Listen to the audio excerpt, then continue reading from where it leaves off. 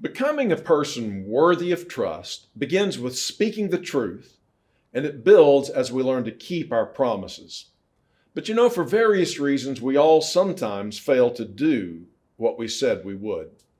Even the most trustworthy people sometimes just forget, or have unforeseen issues arise, or even have a lapse in character.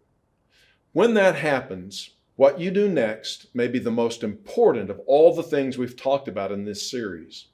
It will certainly be the decisive factor in determining whether that relationship continues or comes to a disastrous end.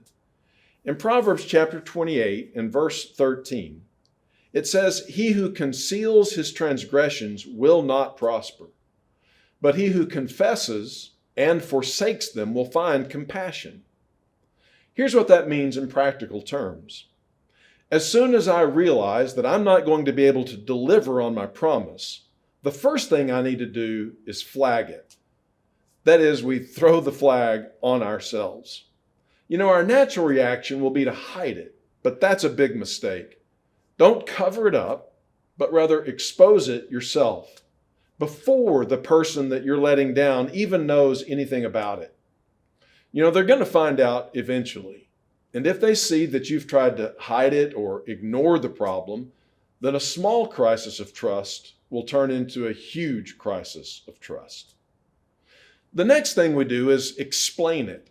And that's not where we get to make excuses, but where we openly and honestly tell them what went wrong. I simply forgot it, or I wrote down the wrong part number, or I hadn't anticipated this particular complication.